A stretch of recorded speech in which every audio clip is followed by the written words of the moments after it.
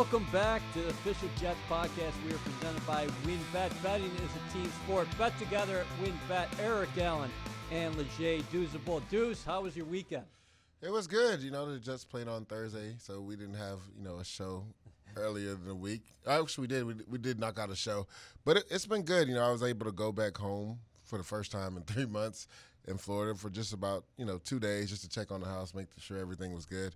But, I feel like I brought the cold weather with me to Florida. It was in the 60s. And I was not come on, dudes. You complaining about the 60s? In Florida, yes, I'm complaining about the 60s because, I left the cold to get away from the cold, not to enjoy more cold when I got to Florida. But all in all, it was a good little, reset button, a nice little weekend to get away.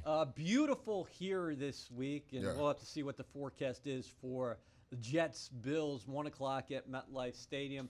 As we sit here, it is Tuesday morning, about 10 a.m. All we know is both Mike White and Zach Wilson are expected back at practice. Yep. Zach Wilson will only play once he is 100%. Do you think Mike White is in a line to make his third consecutive start? Yeah, it seems like it's trending for Mike White to get his third consecutive start, and I agree with that. I believe unless Zach Wilson is 100% healthy, and people tend to forget this was supposed to be a 2 to 4 week injury. I think he's only in week 3 right now, but hasn't practiced yet. So you don't want to roll a guy out there coming off a knee injury with only a few days of practice. So unless he's 100% healthy, I don't believe you put Zach Wilson out there because it's hard to evaluate somebody until they're 100% healthy. So I believe Mike White will start this week. We'll see if Zach Allen will dress, or will it be Joe Flacco as the backup, or Josh Johnson, who showed really well versus the Colts in this past Thursday night game.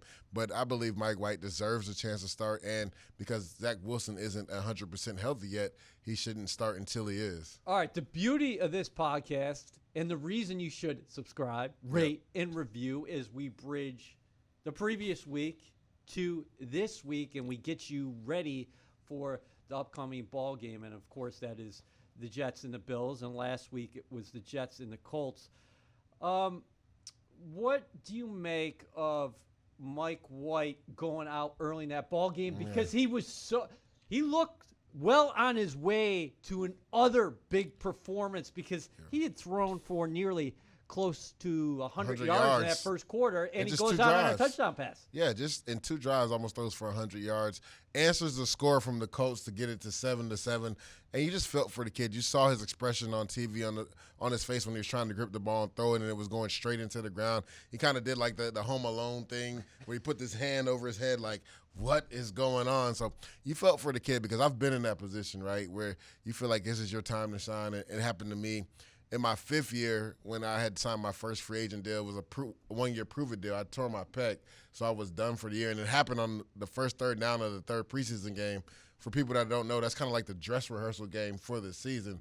So I was sacking the quarterback and tore my pec, and I was like, why me? So I just, felt for, Mike White at the time, but it seems like he was all right by the fourth quarter. I feel like he got some of that feeling back, and looks like he's on par to potentially start. So he still has another opportunity to go out there and put out good film. I'm not saying the Jets would have beat the Colts, but how much does it change the rhythm of a game when the guy who had taken first team reps all week, who's obviously in a flow and playing so well, distributing the ball over the place, goes out? Because Josh Johnson got it going, but it took him a little while. Yeah. Well, also, right, the team believes in him. So that's another thing. So when, your leader at the time goes down, it kind of sucks the air out of the team, not just the offense, but the defense as well. And we saw how Mike White united that team the week before versus Cincinnati Bengals. So, everybody going into that game having a lot of faith and belief in him, and then he goes down after 2 series. You're like, dang, what next? How many more injuries the Jets are going to sustain throughout the season? But, you're a professional. You have to bounce back and play well. And I thought, like you said, Josh Johnson took him a little while to get going. But once he did, showed really well, was efficient with the offense, and was able to throw the ball down the field over 300 yards in, 3 quarters? And then, 3 touchdowns? 3 touchdowns. So, that's big-time football. When he didn't get any reps, just kind of like Mike White didn't get any reps in New England week, Josh Johnson probably didn't get any reps the Indianapolis Colts week. Plus, it was a short week, so that's compounded with that, right? You not only didn't get any reps, but it's a shorter time to get ready to play a team. And one of those touchdowns went to tight end Ryan Griffin, who got in the end zone for the first time since 2019. Griff is going to stop by the podcast here momentarily. So as we look ahead, Zach Wilson, his number one receiver all along was Corey Davis. Yep. A lot of people say Wilson would get locked in on Corey Davis a little bit too much. Isn't it interesting how everything has changed now, because you've seen different quarterbacks and the ball distribution is going all over the place, and Corey Davis is going to add to this offense. I'm not saying you get better when Corey Davis is out of the lineup, but it's very ironic that the offense took off without Wilson and Corey in the lineup. Yeah, it's very interesting. It's because both quarterbacks that have come in have executed their offense. I'm not going to say flawlessly, but they've done what is required in this offense. And we talked about this earlier in the season. This is a timing-based offense, and the quarterbacks have to trust where the receiver is going to be. The receivers have to trust the quarterback is going to put the ball where it needs to be put. And then also, like, the offense is trusted on the quarterback knowing where to go with the football, not just taking the shots down the field, taking the underneath route, being efficient with the ball. We saw time and time again both Josh Johnson and Mike White finding Keelan Cole void in the zone, right, on little hitch routes, finding Jamison Crowder void in the zone, finding Michael Carter in the flat or angle routes, finding Ty Johnson on angle routes, and then Elijah Moore, who was taken off the last 2 weeks, being able to find him on not only through the middle of the field because he's lined up at slot, lined up on the outside, but being able to find him on some deep out routes. So it's all about the quarterback being efficient with the ball, knowing where to go with the football. And we've talked about the distribution, 10 different pass catchers in the Cincinnati Bengals game, 11 in the Indianapolis Colts game. That's proven that the quarterbacks are not locking into anybody. They're just taking what the defense is giving them, distributing the ball to everybody, and whoever is open is open. That's where the read goes. That's where they throw the football. Okay, let's go to the other side of the ball. You played defensive line. What are you saying to those guys if you're in that room this week? Because they did not play up to their standard against the Colts. Yeah, this defense, and I've said this from day one because I played in this defense with Robert Saleh in 2017. It's predicated off the defensive line creating havoc, but that's creating havoc and doing it within the scheme. And we saw a lot of this Thursday night versus the Colts. Guys were out of their gaps. Guys, I think, were just really trying to make plays. And even Jared Davis came out and said he was trying to make a play on that, that long touchdown run to Jonathan Taylor, where he didn't, hit his gap where he was supposed to hit. He was trying to, make a play because in that game, a lot of times the offensive line was getting to, C.J. Mosley, getting to Jared Davis without even being touched by the defensive line. So that's what it talked about with guys getting two gap. If you're nose and you got the A gap, you can't get, cut off by the guard and the center or cut off by the guard and the tackle.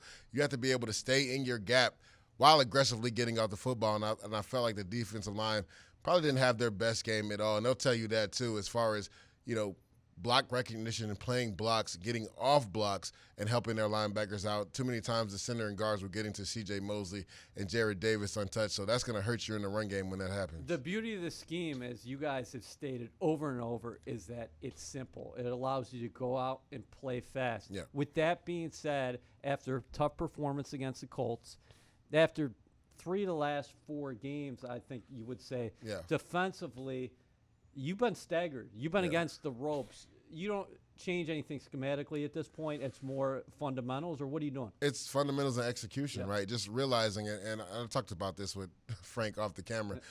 Even the defensive ends, right? A lot of those zone schemes when you're getting off the ball, and we saw this play versus Tennessee Titans. I believe it was in overtime when JFM knocked the tight end into Derrick Henry and got, like, when you're setting an edge, you have to set a vertical edge. You can't just shock and shed a guy, because if you do that, you're opening up the C gap, and that creates canvases for the running back. So what you want to do is you want to knock the tight end up the field, set a vertical edge.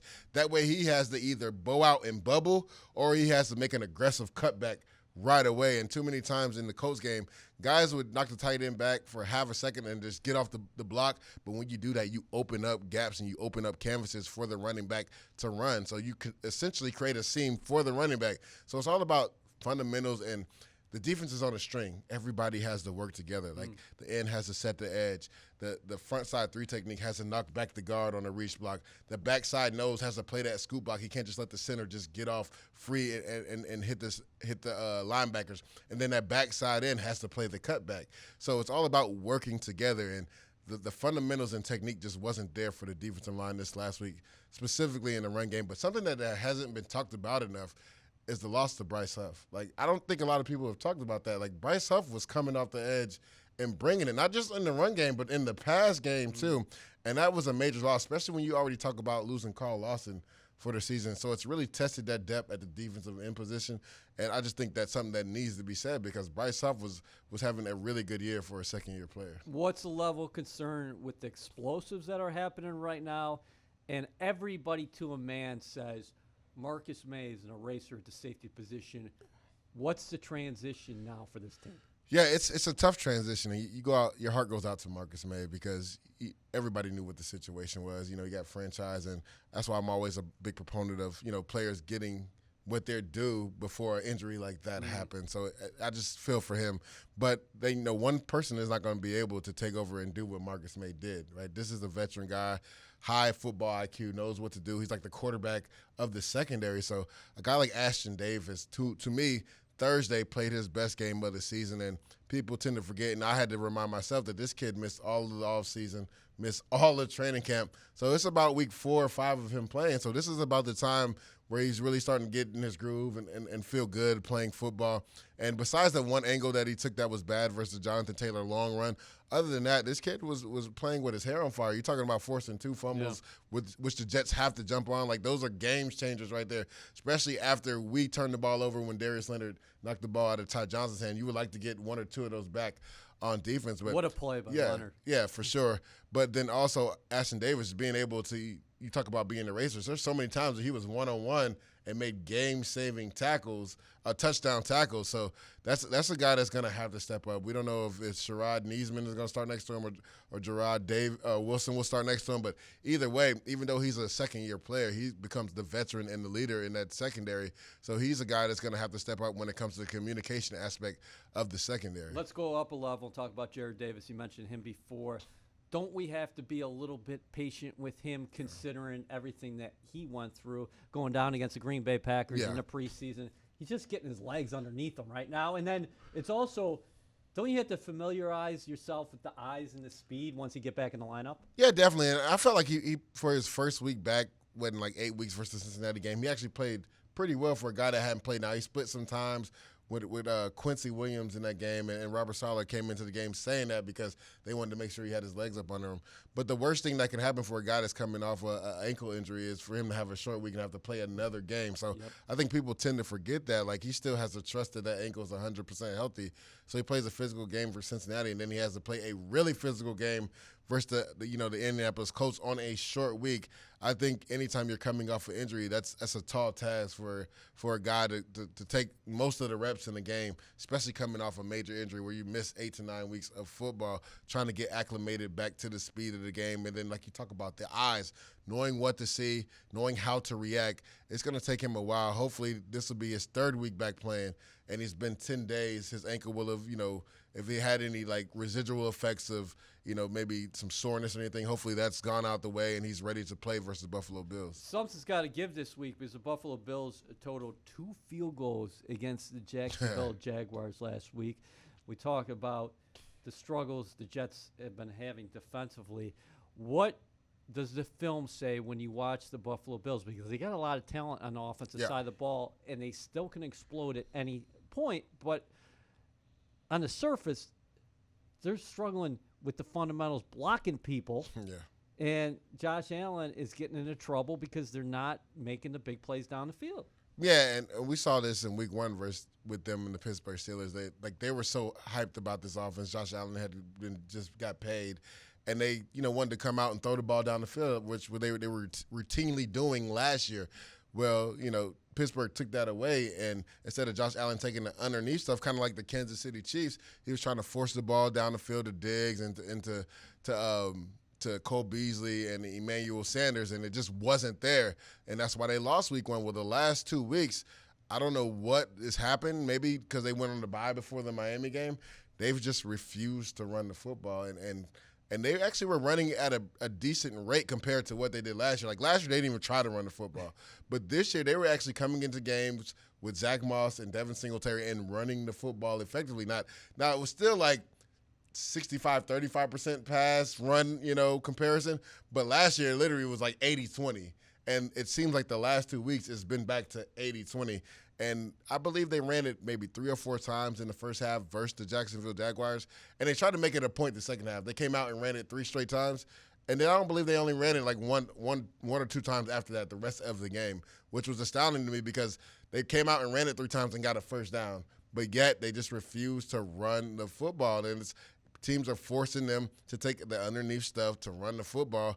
And the last 2 weeks, they just have not been able to do that. And you talked about the miscues from Josh Allen. This is a guy that's had over 35 fumbles at the quarterback position since he's taken over as starter for the Buffalo Bills. So this is a guy that will be chancy with the football. And then when games are tight at the end of the game, he has been known to do some heroic stuff and turn the football over. And we saw that Sunday versus Jacksonville Jaguars. Is that the Jets' game plan? Just play some cover 2, make sure nothing over the top with Diggs and Sanders. And basically, I don't see any way, any path, unless Allen's getting moving on the ground, where the Bills are going to sustain rush success against you. Yeah, and that's the thing, right? They like to use him in the run game, but they haven't even done that. And the thing is, when you only score 6 points, you don't get to the red zone. That's when he usually comes alive in the run game, is in the red zone. Now, he did lead him in rushing. I believe he had 50 yards rushing that game, but that happened on 2 big scampers that he had. And that's where he also can hurt you. So pass rush lanes will be a premium this week for the defensive line because this guy does have a cannon for an arm, but he also has the legs where he can hurt you in the open field running the football. So this is a team that, they'll probably chart themselves and realize they didn't run the ball enough. But Zach Moss did go down in that game, so they might be short at the running back. I don't know how many times they feel comfortable running Devin Singletary, since they're going to need him for most of the game if Moss cannot go Sunday versus the Jets. But this is a team that just has refused to run the football the last few weeks, and the results have showed. Like the Miami game, they kind of escaped with the win. They didn't escape with a win last week versus Jacksonville Jaguars because they didn't run the football, and then Josh Allen turned the football over. But this is a team that I know they're going to come in, with their hair on fire, try to fix this kind of like they did after the Pittsburgh week. They'll probably get the ball out of Josh Allen's hands really quick with some RPOs.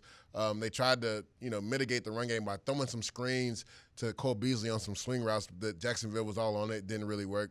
But I guarantee they're going to, especially after what happened with the Jets this last week, they're going to try to at least establish the run this week versus the Jets. Well, let's flip it to the other side of the ball. Let's go back to the offense. If it is indeed Mike White, this will be a premier challenge. We don't think of the Bills as a dominant defense, but they are a very good defense across the board. Yeah, they do what they do, and they do what they do well. Right? They're not sexy. They're not trying to do too much. They want you to have to matriculate the ball down the field, and they're daring you to do that for 8, 9, 10, 11 plays, and they feel like you're going to make a mistake. What they do is they rotate 8 or 9 defensive linemen. No defensive lineman takes over 50% of the snaps. They have a nice rotation there. At the linebacker position, they have 2 really good coverage linebackers, and Matt Milano and Tremont Edwards. And those guys are great in coverage. And then we know what they have in the secondary, right, with White at the cornerback position, who's a shutdown corner. To me, the best safety tandem in all of football with Michael Hyde and Jordan Poyer. Levi Wallace is the other corner. But a guy the Jets should really attack is Saran Neal. He's taken over since Taron Johnson got hurt last week. And Taron Johnson Taron Johnson's a really good slot corner, one of the best slot corners in all of football. So he's a guy that the Jacksonville Jaguars routinely, attacked, and they had some success. So that's something I know Mike LaFleur and also, Mike White are looking at on film, like, how can we attack these guys? Because this is a team that's simple. They play cover two man. Sometimes in that cover 2 man, they'll drop one of their safeties, whether it's Michael Hyde and Jordan Poyer. And then also on 3rd and short, they'll go man coverage across the board. They'll have 5 or 6 guys at the line of scrimmage, but they'll drop out and also just only 4-man rush. And then you'll see a guy like Tremaine Edwards be like the free dropper there. And that's where you have to be cognizant of if you're Mike White as far as knowing where to go with the football, because what it looks like before the snap sometimes is not what it's going to look like after the snap. Yeah, Tremaine Edmonds is a big guy, rangy. And you mentioned Milano, his athleticism. What do they do to put pressure on you in those 3rd and long situations? Because it seems like if you're in 3rd and long against them, 3rd and 6 plus, you're not going to convert. What do they do there that's special on 3rd down? Well, like I said, a lot of times they'll show 5 or 6 guys at the line of scrimmage, like as if they're blitzing, and sometimes they'll back up out of that. So, like, you'll think you'll have man coverage, but then you actually get a free dropper like Tremaine Edmonds or a Matt Milano that shows that void in the middle of the field. So where you think you got a quick slant for 5 or 6 yards, it's not there. Or in two-man, they'll drop one of their safeties over the slot receiver, and it happens at the snap. So you're thinking, man, it's too high safety, but then it essentially becomes cover one with a free dropper. So you just have to be cognizant of that. And then with the rotation on D-line, they've been able to get after the quarterback. Now, they don't have crazy gaudy sack numbers, but they have fresh guys throughout the whole game. Literally, guys take 3 or 4 reps, and they're coming out, and the next guy's coming in. They literally rotate. I haven't seen anything like it before. They legitimately rotate 9 guys on D-line throughout the game. The Jets are moving the football. Doing a lot of good things offensively. Mike LaFleur has moved upstairs the last 2 games. What is he seeing differently? Obviously, he needed more plays. Now the Jets are getting more plays, but he just seems like he's very much in a rhythm, in a groove, and he talks about the players playing freely. He's coaching freely. Yeah, I think it's one, right? They've had more plays. It's hard to really get into and we've talked about this before, get into your scripted first 15 when you're 3 and out, and now you're down 14-0. Like, you kind of throw that that scripted 15 out the window. But when you're, driving the ball and you essentially get through your first 15 in the first drive or second drive, then you feel more in tune to the game. You get in the rhythm. You know where to throw. I mean, that call, I believe it was 3rd and 15. What was it, a throwback screen when Josh Johnson came in the game for them to get the first? Like, that was an amazing play call. Like, Mike LaFleur was in a rhythm when he called that. Like, this dude has been in the rhythm the last 2 weeks, and it's possibly because he can see the whole field now that he's up in the box, see what teams are doing. When you're downstairs, you have to kind of rely on somebody else to give you that information. But now when you're the play caller, you can see how the rhythm of the defensive coordinator and how he's calling the game, you can kind of combat that because you see what personnel he's putting out there compared to what you're putting out there, and you know what type of coverages he likes in certain downs and certain situations. So I think that has a lot to do with it. Mike LaFleur being upstairs, being able to see the whole field, and then just him being in a rhythm because they've actually had the plays where he's gotten into rhythm instead of just going 3 and out. They've had, even last week, I believe they got, 2 first downs and then had to punt it. And then the next, time the offense went out, they drove the ball down the field and scored a touchdown. That's right. Yeah. So you're talking about the first 15 are already gone. So, now I'm in the rhythm. I feel what the defense is doing to me. I can combat that, and I know what to call. And do you think this is a positive dynamic that, okay, you got the rookie quarterback, and now you have this kid, Mike White, a former 5th-round pick of the Dallas Cowboys a couple years ago, who's come in, he's played well, going to have an opportunity again. You never can have enough good quarterbacks. Oh, no, of course. But as your mind starts to wander when you watch White, what do you think he can become? I mean, we don't know, right? We don't know. And the thing is, because it's still so early in his career, and this is the first time he's starting, could he potentially be a Tony Romo? Could he be a Kurt Warner? I mean, we don't know until we see it. But this is a good problem to have, not only because, competition brings out the best in players, or it should bring out the best in players, but as far as just, talking about the GM and upstairs, talking about having trade pieces potentially for either one of these quarterbacks down the road. Like, if Mike White continues to play like this, trust me, the league is on notice. They're watching. So if somebody wants a quarterback, potentially the Carolina Panthers in the future, or I was going to say the Denver Broncos, but, Teddy Bridgewater played really well Sunday versus the Dallas Cowboys. That's a trade piece that, the Jets always have in their back pocket where they could trade one of those 2 quarterbacks and get help back, especially if they feel like they've locked into one of the 2 guys being the guy for the future. If you're Robert Saleh and Joe Douglas, are you just playing this week by week right now with the quarterbacks? I mean, I feel you have to, but it's also a scary situation if you're the GM and head coach, right? Because say Zach comes out, if they do play him this week, which I highly doubt, I believe Mike White will start, and he doesn't play well right away. And you know how this Jets crowd is. You know how New York is. People are going to start screaming Mike White, and that's a lot for a rookie quarterback to deal with. So trust me, I believe that Joe Douglas and Robert Saleh have thought about that situation, and they know.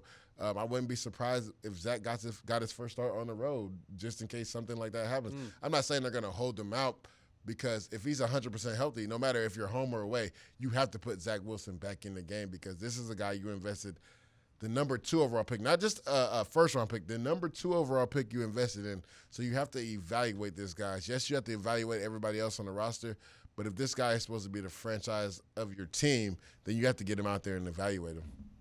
You do, But if White comes out, throws for 300 this week, I know I'm dealing in the hypothetical. Especially with the AFC, there's always. We got. So you say there's a chance? We got. No, but we have to speak to the fans because that's on their mind. Yeah. That if he comes out and plays well this week, and then Wilson does get to that mark where he's ready to go, because here's your next couple opponents. Yeah. The Jets obviously got a big one against the Bills. Yeah.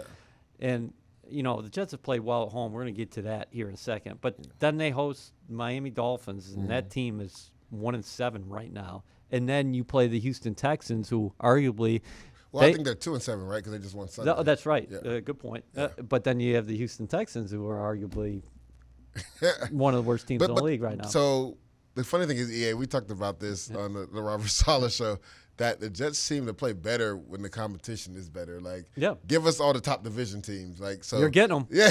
So we got one this week versus the Buffalo Bills. It's always been a weird thing where, like, the Jets, when they're expected to win, that's when stuff kind of falls. Because a lot of people actually picked the Jets to win versus the Colts on Thursday night. Yeah. So we'll see. I mean, you have to take it week by week. Unless Zach is 100% healthy, and only the training staff and the head coach and Zach know that, you don't put him out there. Like, there's no reason to put him out there until he's 100% healthy, because you can't properly evaluate him until he's 100% healthy. So I don't see any way that Mike White doesn't start this week, but we'll see going forward, because both the GM and the head coach have kind of said there's a premium on winning, and we're going to take this week by week. So I just say it's a fickle situation to be in if you're a GM and head coach. If Mike White goes out and throws for another 300 and the Bills win, and then you put Zach in the next week and he struggles coming right out the gate, which he probably will, because he would not have played in 3 or 4 weeks. Yeah. The fans and New York are not forgiving, is all I'm going to say. And it's not like Mike White is a 32-year-old journeyman. I mean, he's a young guy. Yeah, he's 25 years old. Yeah. The Official Jets podcast is presented by WynnBET. Betting is a team sport. Bet together at WynnBET. WynnBET is now live in New Jersey, and they're bringing the excitement of Wynn Las Vegas to online sports betting. Get in on all your favorite teams, players, and sports, from boosted parlays to live in-game odds on every major sport. They have what you need to win.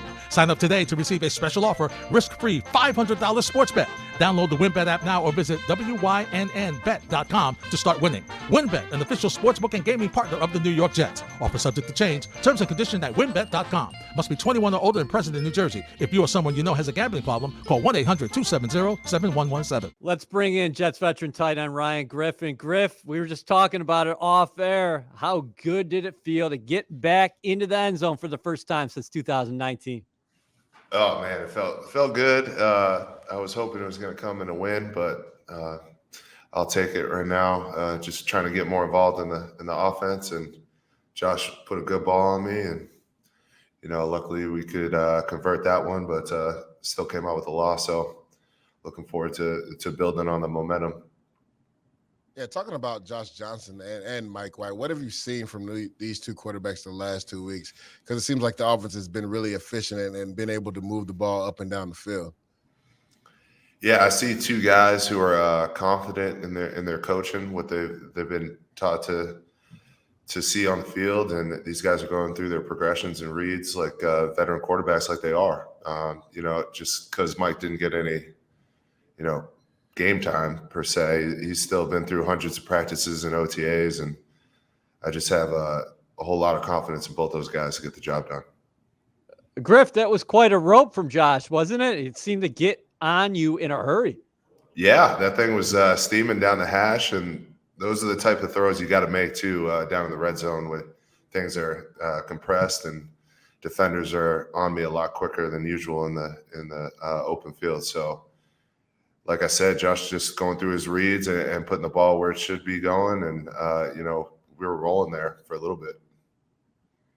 Yeah, Griff, talking about the Bills coming up this week, what have you seen on film against the Buffalo Bills, who come in as a highly touted defense? What are the things you think you guys need to do on offense to continue to have the success that you've had the last 2 weeks? Definitely got to set up this run game. We got to get the run game going. MC's doing a great job, hitting the hole. We just got to stick with the run a little bit more, get a little bit more balanced attack going. And, like I said, just these quarterbacks just taking what's there, and then hopefully the big shots will open up later. But I have a whole lot of confidence in this offense moving forward, and, we can definitely get this win against the Bills. What's Mike White like behind the scenes? He seems like such a cool customer. There's no doubt about that. And he played so well in his first NFL start in relief against the Patriots. And then Douz and I were talking about what might have been if he had stayed in that game against the Colts. Yeah, I just he's like you said, he's cool out there in the huddle, man. He's very poised. Nothing can phase him. And like I said, just because it was his first, game. He's been in preseason games. He's been in intense practices. He's made great throws under duress. So this guy's seen it all. And the fans or the media might not see it because it's not on Sundays. This guy has been through some serious reps, and he's ready. And he's ready to show the world what he's got. Hey, Griff, you talked about really establishing the run versus the Buffalo Bills. What part do you and the tight ends play in that role? Because we know a lot of times you guys like to roll out in 12 personnel, run the zone, run the split zone. How can you guys really help in making sure that you're effective with the run game? I take a lot of pride in the tight end room being, at the point of attack in terms of the run game. Coach LaFleur does a great job moving us around, getting us in different spots, especially with Trayvon, kind of being that fullback role. We're outside, we're in the backfields, we're in protection. We can do it all, in terms of the running game, just, hitting our landmarks and jumping off the ball with these old linemen. It's a lot of fun when we get rolling, to be honest, with these backs hitting the hole as hard as they can with Ty and MC. And, I can't wait to get T. Cole back too. We're going to be rolling. When you heard LaFleur was going back upstairs to the box, what was your initial reaction? Yeah, I've seen people make a big deal out of this, but I'm on the field. I'm trying to perform the play that's called, whether he's on the sideline or upstairs. Even when he was on the sideline, it wasn't like I was in his ear. I'm talking to my coach, Ron Middleton, so I don't really get a whole lot of exposure with him, but. I'm all for if you can see the field better, then sure, stay upstairs, and I'll see you after the game, after the win. Let's talk about this safety tandem for the Buffalo Bills. It was probably one of the better safety tandems in the NFL. What kind of issues do they present for an offense when you talk about Michael Hyde and Jordan Poyer? Yeah, two young, really outstanding safeties who have seen a lot of ball as well. They've seen all the route combinations and. They're eager and excited to fill in the run game as well. You don't really get to see that very often, but these two have played in the same system. It's got to be going on 3-4 years now. You can tell they're getting very comfortable. They do a great job getting at the ball as well, trying to punch that ball out and high pointing it like receivers in the pass game. So it's going to be a tough matchup for us this week, as usual. You can't get a break, in this league, but especially these two playing at a high level.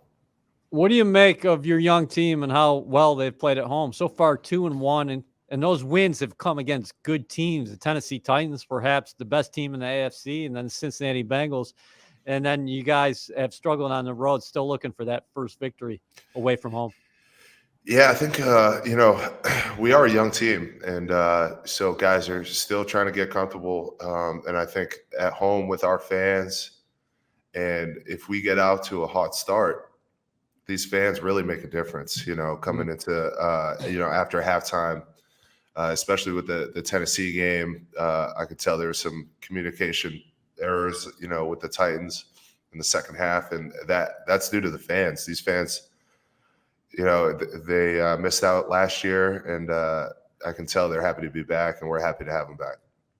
Yeah, talking about hot starts, how do you guys continue to start fast as you've had the last 2 weeks, versus the Cincinnati Bengals, and then also, this last Thursday game versus the Colts? How do you guys continue to start fast? Because we knew that was a struggle in the beginning of the year in the first couple of weeks.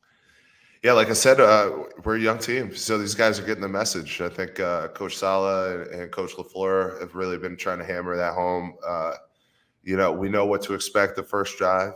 Just go out there and execute. And while we are young, these guys are, they're getting their stripes, they're getting their pelts pretty early on here. So these guys making plays, and you love to see guys getting better week to week. And I think that's what we're doing. And hopefully we can, take it into this next week at home against a divisional opponent. It's going to be very important for us to get off to a hard start. What's a Saleh-led meeting like, Ryan? He keeps it interesting. Some of these coaches I've had, you kind of know what to expect, but Coach Saleh, he can come up with some film from practice, the game, other games we haven't even watched before. He's got the basketball hoop in the team meeting room just in case, we got to decide something on a shootout. There's some stories that might not even have to do with football. Coach Saleh, he's got great energy. He's got great messaging, and he's got these young guys playing well. And I'm so excited to be here and be a part of it. Have you been involved in any of those shootouts, and how have you done? What's your jump shot? No. Luckily, he keeps it to like rookies or coaches. So I've avoided the embarrassment of putting up an air ball. Unlike some of these other guys, their jump shots pretty broke. You get to figure that out real quick. But no, it's fun just even watching this shootout. It's like a knockout style, 30 seconds. Try to hit as many 3-pointers as you can. So it's a lot of fun, a lot of laughs. But at the end of the day, it's competition too. These guys getting after each other in every facet of the game. So it's a lot of fun, and I'm happy Coach Saleh brought the basketball hoop into the team meeting room. Well, I actually played for him in 2017, and something that he was notorious for was like brain teasers. Do you guys do any of that in the team meeting room where you break up into groups and it's like tight ends versus the O-line and tight ends versus the running backs, as far as like a question on like a little riddle on a screen or anything like that? Yeah, exactly. It's more like riddles, right? So he's hit us with some brain teasers, and like, if this is true, it's like I'm studying for the SATs again sometimes, but it's a whole lot of fun. And that, again, he keeps it fresh. There's something to be said. This season gets long, and especially when you're losing, sometimes it's hard to see the light. But the energy's just been great this whole season, and again, I can't wait to get back out there and play at a high level again.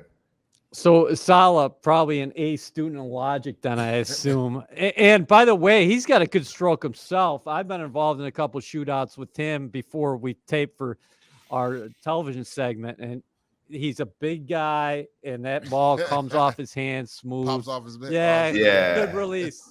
Yeah, I wouldn't want to see him in the post, that's for sure. You know what I mean? Yeah. Hey, let me ask you about the development of rookie tight end Kenny Yaboa. Obviously, coming out of Mississippi, Elijah Moore's teammate. He had that big preseason game against the Philadelphia Eagles.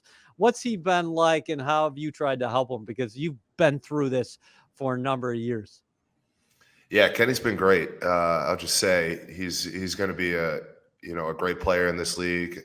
He's learning the ropes right now, but that might come to an end here quickly with TK out. We'll see what happens with him. But in the meeting room, he pays attention very well, asks all the right questions, and then when he gets on the field, you can see exactly the potential that he has. Really excited for the future that he has here with the Jets, and I'm excited to see him, on Sundays as well. Put all that potential out there and show the world what's got.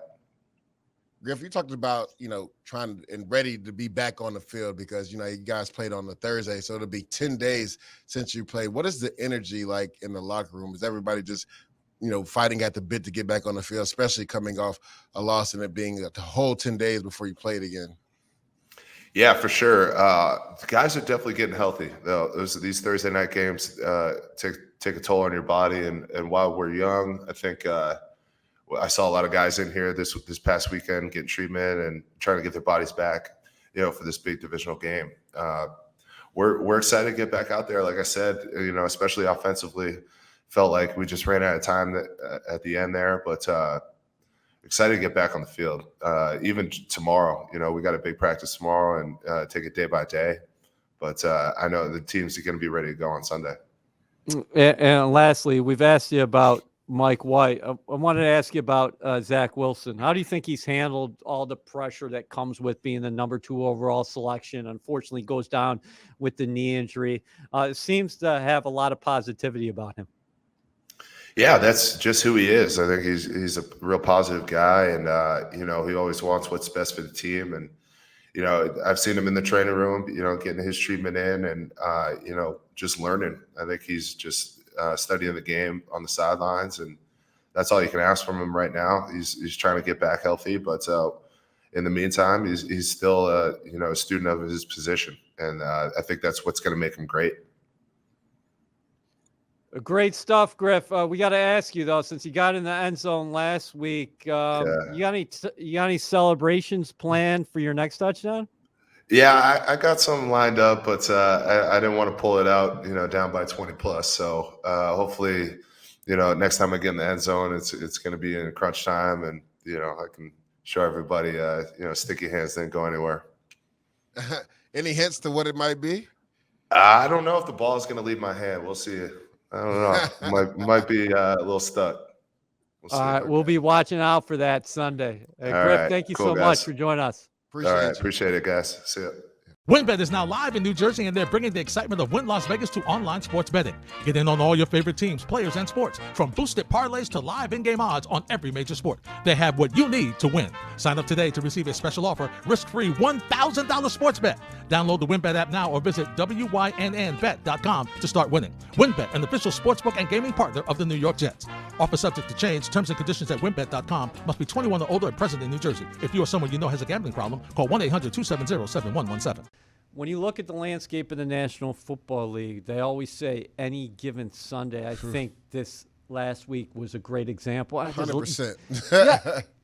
We use the word maybe too much, but there is parity in this league. Oh, 100%. And literally, like, if you don't show up and you're not ready, you will get taken to the woodshed. We saw that the Dallas-Denver game. They were down 30-0 at one point. We saw it with that game was in Dallas. Yes, we saw it with the Las Vegas Raiders and the New York Giants, who people had took to the, they put them on the trash dump and said they were done. Big win for them. Jacksonville, Buffalo Bills. And honestly, you know what a lot of people aren't talking about enough? This is the year of the backup quarterback.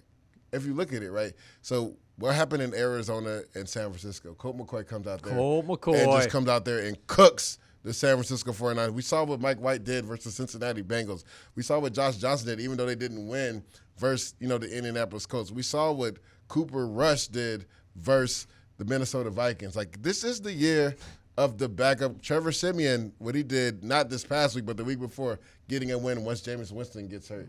So, the backup quarterbacks, and my good friend Darius Butler, who played 9 years in the NFL for the Indianapolis Colts mostly and the New England Patriots, he tweeted this the other day, he's like, being a backup is harder than a starter.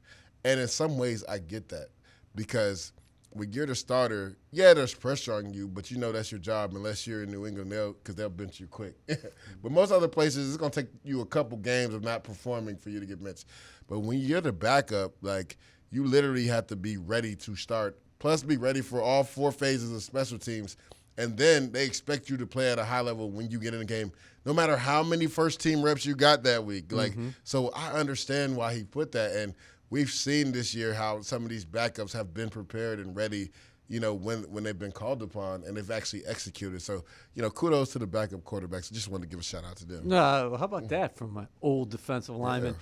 So as we sit here, basically at the season's midway point, is it status quo? Are the defending champion Tampa Bay Buccaneers still the team to beat? You never know. Each week is different, man. Who's the best team in the AFC? I've said Tennessee for a while, and I think even without Derrick Henry, the way that defense is playing out, I think this is what Mike Vrabel envisioned. I like the way they pressure the quarterback. Yeah, so they were dead last in getting to the quarterback last year. So what does he do? He gets to Nico Autry, to me, is the most underrated player in the NFL. Not just skill position. No, most underrated player in the NFL, does not get enough respect for what he does. I mean, he balled at Oakland. This is before they moved to Vegas. Then he balled with the Colts, and he balled so well with the Colts that Tennessee was like, "Shoot, we got to sign him from the Colts." Right. And he's just played at an elite level. They got Jeffrey Simmons in the first round, and he's playing, after he had the knee injury coming out, but now you could tell that he's finally healthy and he's playing like the Pro Bowl caliber player that he is.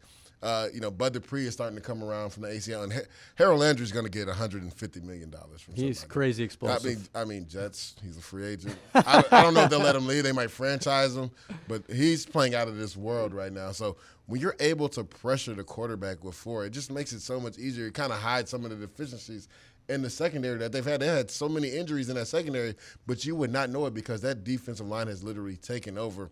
Where in the beginning of the year they were struggling, they couldn't get to the quarterback. Now, no offensive line can stop them. Like, that performance on Sunday Night Football was one for the ages for that defensive line. And we saw them also affect the Colts the week before.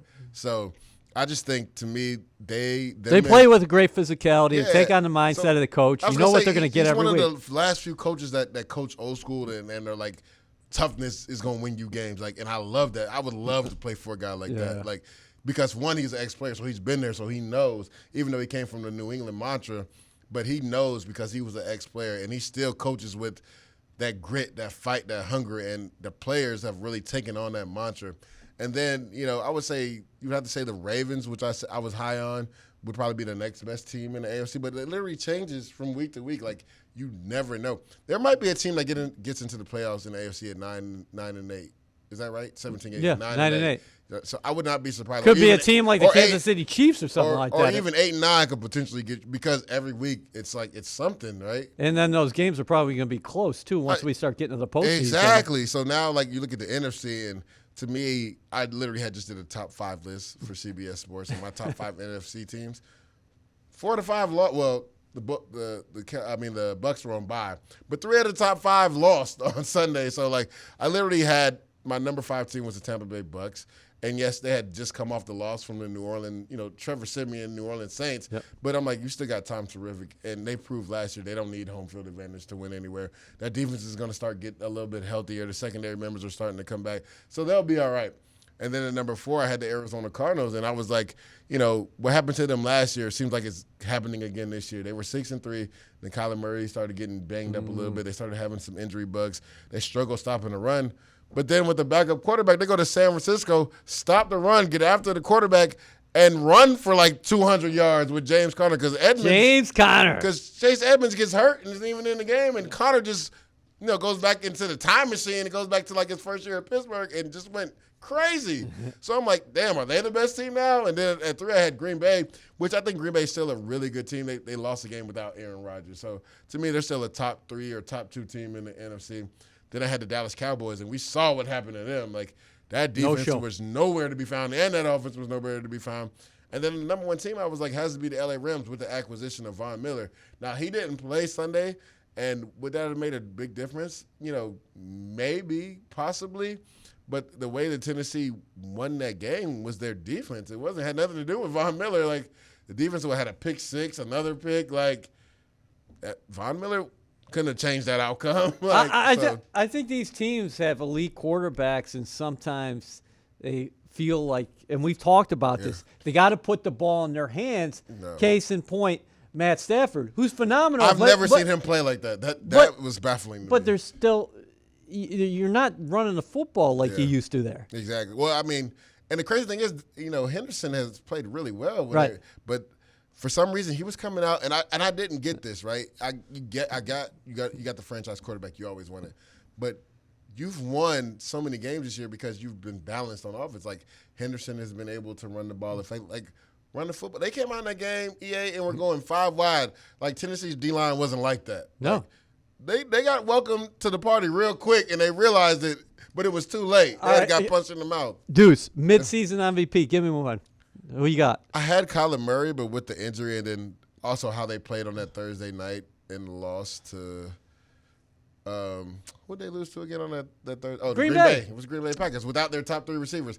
I would have to say it's Lamar Jackson. Right? Nobody's like, if you're talking about value, there's nobody that's more valuable to their team than Lamar Jackson. Like, every week, this guy finds a way, even when he isn't playing his best, he finds a way to put the team on his back. They're in a life and death struggle every week to win games. And he comes through every week. So, like, the disrespect has to be out the window now with Lamar Jackson. To me, he is the front runner. He literally could win the MVP probably every year if voters were smart, because nobody does more for their team than Lamar Jackson. And, like, to me, they're probably – them and Tennessee have to be the top AFC teams, and that could change in a week or so. Yeah. We don't know. But to me, then it would have to be probably Kyler Murray after that, then Aaron, and then Tom.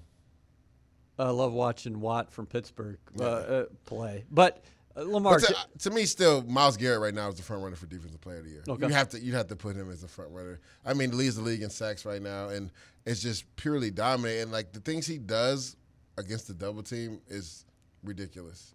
He's not a human being. All right, Lamar Jackson, midseason MVP. You heard that from us. We thank Ryan Griffin for joining us on the Official Jets podcast. Before we get out of here, give me an X factor on each side of the ball for the Jets against the Bills. So I'm gonna go 2 on defense, right? It's a group of the defensive tackles. Like the Bills guards have struggled this year, and with Feliciano being out with injury on IR, Cody Ford and 65 from the Bills have really struggled. So I'm looking at Bucker. Yeah. I'm looking at Quentin Williams, Sheldon Rankins, and Foley. This is your game this week, like 100%. You guys struggled, against, the Colts in the run game, but this is a week where they're going to drop back and pass the ball. So it's your week to shine. Like, go get it. And then on offense, I'm going to have to say I'm going back and forth between Corey Davis, and we don't know if Tyler Kroft will be ready to go, and I know he got banged up in the game. Yeah, I think he might be out, but I'm not trying to lead the witness here, but you just mentioned Teron Johnson possibly being out for the Bills. So are you looking inside? I was gonna say Crowder or Elijah Moore is gonna be big this game, being able to attack him, but also in that cover too, just like last week, being able to attack down the seam. So I was maybe gonna throw Tyler Kroft in, but maybe it's Ryan Griffin who, we just talked to. So maybe I would say a combination between Crowder, Moore, and Griffin is the guys. I think it's going to be fun, though. Do you anticipate both teams to come out with their hair on fire? I mean, the Bills got to be embarrassed. They consider themselves an elite team, and then you're looking at the Jets, who had 10 days to lick their wounds after what happened in Indianapolis, and they're home. Yeah, you got to be hungry if you're the Jets, right? You've had to stew in that loss for 10. There's nothing worse than stewing in a loss for 10 days and then realizing, man, I don't get to play football for 10 more days. I really have to eat this loss. So they should come out with their hair on fire. They'll be at home. The crowd will be raucous. It seems like Mike White's going to start. So it's going to be a fun atmosphere, and we'll see what happens on Sunday. All right. We'll have to see what happens on Sunday, as Douz said. We'll see you next week.